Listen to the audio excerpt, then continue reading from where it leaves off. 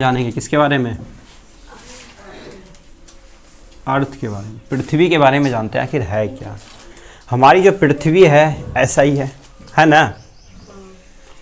यहाँ पे अक्षांश और देशांतर रेखाएं, इसी पे हम डिपेंड करते हैं। अभी एक दिन में कितने घंटे, तो बोलो ना, तो एक दिन में 24 घंटे, ये इसी के द्वारा निर्धारण किया गया है ना। एक दिन में 24 घंटे जो होता है किसके द्वारा? इन्हीं के द्वारा, इसी ग्लोब के कारण निर्धारण किया गया कि 24 ही घंटा क्यों होगा, पूरे दुनिया में 24 ही घंटा माना गया है ना। तो इसी के द्वारा माना गया था। तो अक्षांश और देशांतर रेखाएं पहले पढ़ लेते हैं। क्या है अक्षांश और देशांतर रेखाएं? तो ये जो रेखाएं हैं ये वाली रेखाएं, ठीक है, ये जो रेखाएं होती है इसी को हम बोलते हैं क्या? अक्षांश रेखा। इसको हम क्या बोलते हैं? अक्षांश रेखा। ये वाली है अक्षांश रेखाएं। ऐसे ऐसे जो जितनी भी रेखाएं होती है वो क्या होती है? अक्षांश। तो हमेशा बताएं इधर क्या होगा? ईस्ट, इधर क्या होगा? ईस्ट, इधर क्या होगा? वेस्ट, ऊपर क्या होगा? नॉर्थ, और नीचे क्या होगा? साउथ। ये पता है। तो सबसे जो बीचों बीच रेखा होती है ये होती है विषुवत रेखा, और ये बार बार एग्जाम में आता है। पृथ्वी को दो भागों में कौन बांटता है? कौन सी रेखा? विषुवत रेखा।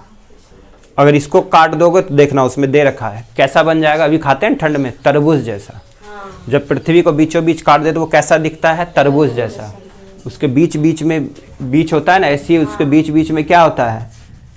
भूमि होती है, और बगल बगल में लाल लाल है ना, तो वैसी लाल लाल क्या है? वो समुद्र है, ठीक है, महासागर दिखता है। तो जब चांद से देखा गया था, कौन गया था सबसे पहले चांद पे? Neil Armstrong. कब गया?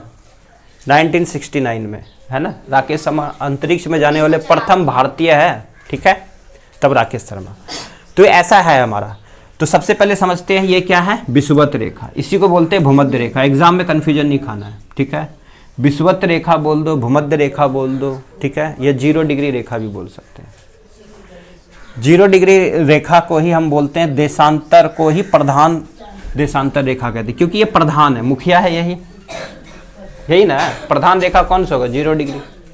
विषुवत रेखा कौन सा होगा? 0 डिग्री। भूमध्य रेखा कौन सा होगा? 0 डिग्री। इसी को हम प्रधान मध्य रेखा भी कहते हैं, क्योंकि ये कहाँ पे है? बीच में है। ये याद हो गया? ये बार बार यही पूछेगा, और ये फेमस क्वेश्चन है। जो ग्लोब में बीचों बीच रेखा वो कौन सी रेखा है? विषुवत रेखा है। वो कौन सी रेखा है? भूमध्य रेखा। वो कौन सी रेखा है? देशांतर को प्रधान देशांतर रेखा कहते हैं, या प्रधान मध्य रेखा भी कहते हैं, यही है, ठीक है। जस्ट इसके ऊपर चलेंगे 23.5 डिग्री पे। यहाँ पे क्या है? कर्क रेखा। और कर्क रेखा बीचों बीच किस देश से गुजरता है? भारत। तो भारत यहाँ है, ये है भारत। समझ आ गया? तो भारत के बीचों बीच कौन सी रेखा? कर्क रेखा। कर्क रेखा का क्या है ट्रिक? तो मित्र पे गमछा झाड़, याद रखना है, वो क्वेश्चन आएगा ही आएगा। तो ये यहाँ है, भारत के बीचों बीच कर्क रेखा गुजरती है। और विषुवत रेखा के बीचों बीच कौन से देश? अफ्रीका। कौन सा है? इसके बीच में क्या है? अफ्रीका। अफ्रीका एक ऐसा देश है जिससे तीनों रेखाएं गुजरती है, मकर रेखा भी, विषुवत रेखा भी, कर्क रेखा भी। ऐसा कौन सा देश है दुनिया में जो तीनों रेखाएं गुजरती है? वो है अफ्रीका। याद रहेगा? ये महादेश है, ठीक है। उसमें बहुत सारे देश है। जैसे हम लोग किस महादेश में? एशिया महादेश, है ना। दुनिया का सबसे बड़ा महादेश वही ना है, एशिया था, उसी में। तो इसी तरह से अफ्रीका, तो अफ्रीका बड़ा है। ऐसा कौन सा महादेश है जिससे तीनों रेखाएं गुजरती है? कर्क, विषुवत और मकर, अफ्रीका। याद रहेगा? चलो, और वो क्वेश्चन आया था ना, इंसान का जो जन्म हुआ कहाँ हुआ? अफ्रीका में ही हुआ, ठीक है। अफ्रीका का जो समुद्र है वहीं हुआ, वहीं पे एक जल में जन्म हुआ, और वहीं से फिर पूरी दुनिया बस गई, फिर बहुत सारे लोग आ गए, है ना। तो कहाँ जन्म हुआ? अफ्रीका में। इस बार 10th में आया था वो क्वेश्चन। जो समझा रहे उसको ध्यान से समझो। अब देखो ये हो गया 23.5 डिग्री उत्तर में चलेंगे, ये उत्तर है, इससे ऊपर जाएंगे उत्तर, इससे नीचे चलेंगे साउथ, दक्षिण। 23.5 डिग्री उत्तर में कौन सी रेखा? ये बार बार पूछा जाएगा, कर्क रेखा।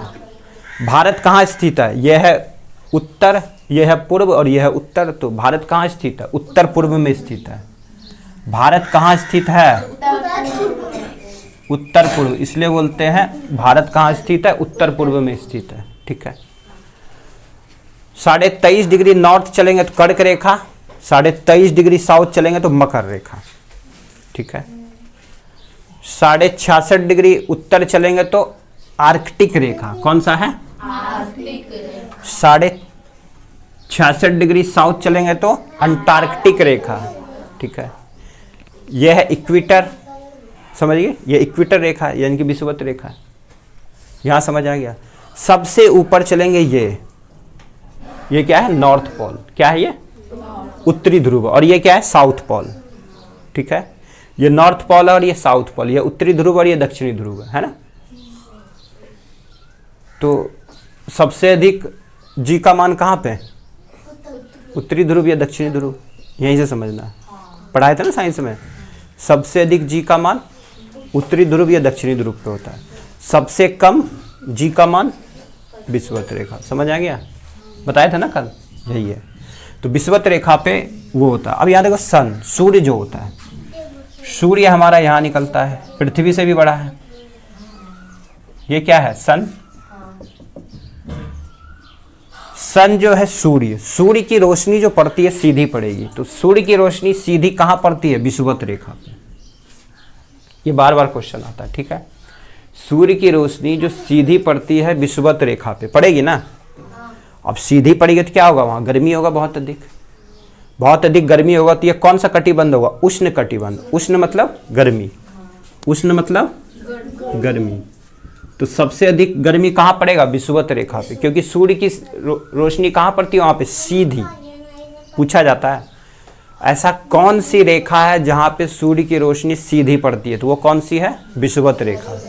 तो वहां पे कौन सा कटिबंध, उष्ण कटिबंध। उष्ण कटिबंध कहाँ पाया जाता है, विषुवत रेखा के 23.5 डिग्री उत्तर में और विषुवत रेखा के 23.5 डिग्री साउथ में। इस क्षेत्र को क्या बोलते हैं, उष्ण कटिबंध। यहाँ पे जितने भी देश होते हैं वहाँ पे बहुत अधिक गर्मी पड़ती है। भारत कहाँ है, यहाँ।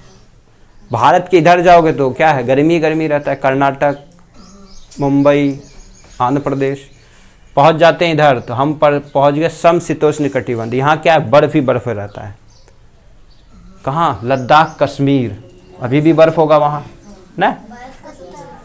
तो यहाँ है लद्दाख, कश्मीर। तो इसके साथ यानी कि ऊपर चलेंगे तो ये यहाँ पे अब सूरज की रोशनी क्या होगी, थोड़ी तिरछी पड़ेगी कि नहीं पड़ेगी, पूछा जाएगा एग्जाम में।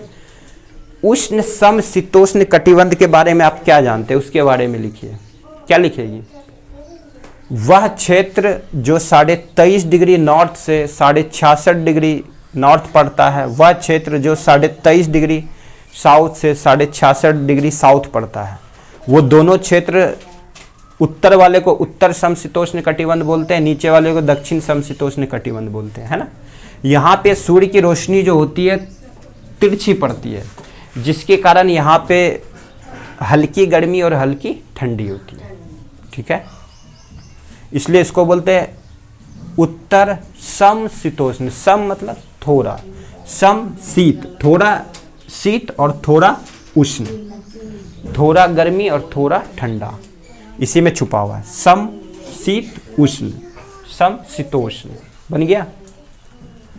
अब चलते हैं ऊपर, ये समझ आ गया। यहां से चलेंगे ऊपर, सबसे इधर चलेंगे उत्तर शीत कटिबंध और नीचे चलेंगे दक्षिण शीत कटिबंध।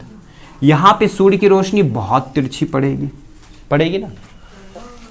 यही कारण होता है कि यहां पे सूर्य की रोशनी पहुंच ही नहीं पाता है। यही कारण होता है कि यहाँ पे 6 महीने तक तो दिन होता है। यहाँ पे 6 महीना दिन होगा तो यहाँ पे 6 महीने रात होगी।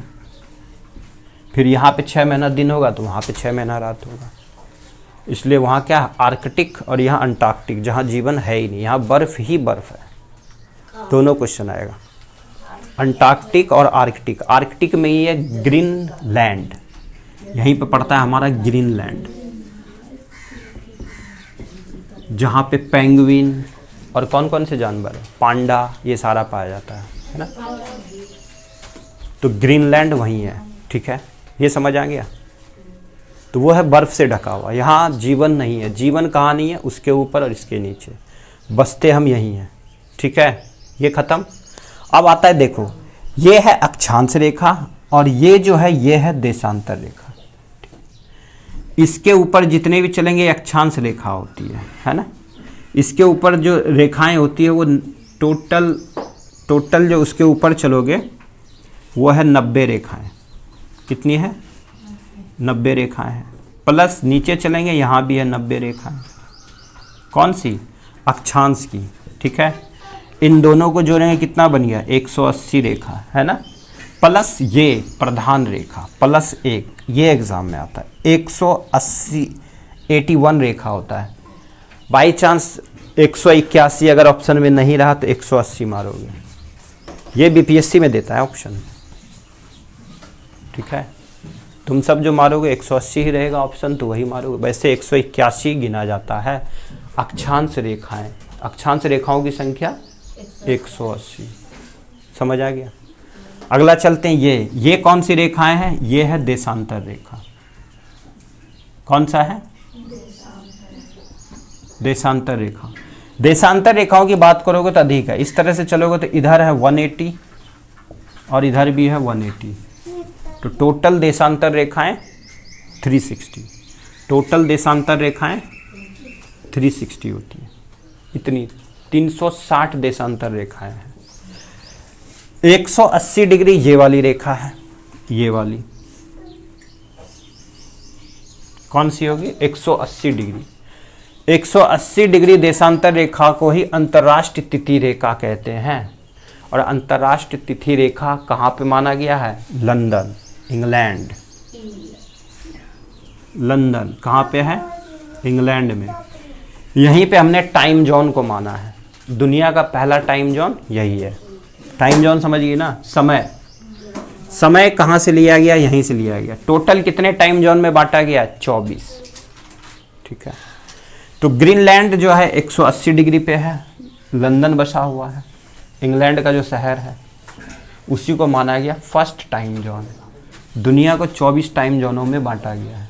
ठीक है, तो इंग्लैंड की बात करें इधर पड़ता है, इंडिया इधर। अगर ऐसे ग्लोब को बनाए तो यहाँ से यहाँ आएंगे इंडिया में। जब मान लो इंग्लैंड इधर है तो हम इंडिया इधर चलेंगे। ठीक है, तो यहाँ पे अगर मान लो 6 बज रहा है, 6 बजे हैं, तो इंडिया जो बसा हुआ है कितने पे बसा हुआ है? इंडिया का जो मैप बसा हुआ है वो 82.5 डिग्री पे बसा हुआ है। पढ़ा होगा ना, 82.5 डिग्री पे बसा हुआ है। ठीक है, अब यहां से देखो, ये जो होती है ये कौन सी है? देशांतर रेखा। देशांतर रेखा है। 2 देशांतर रेखाओं के बीच की दूरी कितनी होती है? लिख लेना। 2 देशांतर रेखाओं के बीच की दूरी होती है, बीच की दूरी होती है 111 किलोमीटर। याद रहेगा? 2 देशांतर रेखाओं के बीच की दूरी होती है 111 किलोमीटर। तो इस तरह से कितनी है देशांतर रेखाएं? 360 है ना।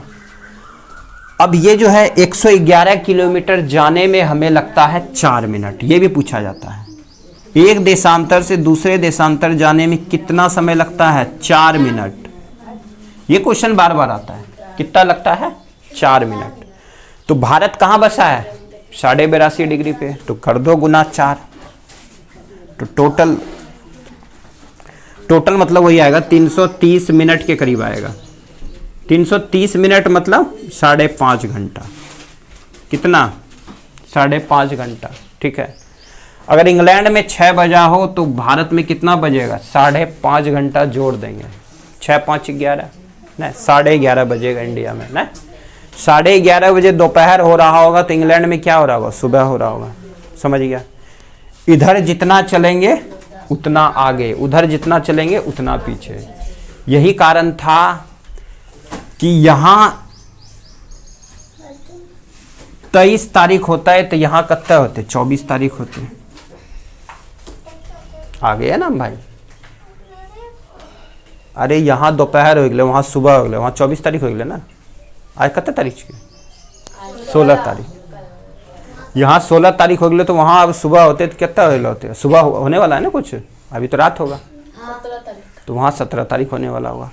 तारीख हम एक ही मानते हैं। ठीक है, पूरे दुनिया में एक ही तारीख होता है। बस डिपेंड करता है सूरज के निकलने के ऊपर, ठीक है।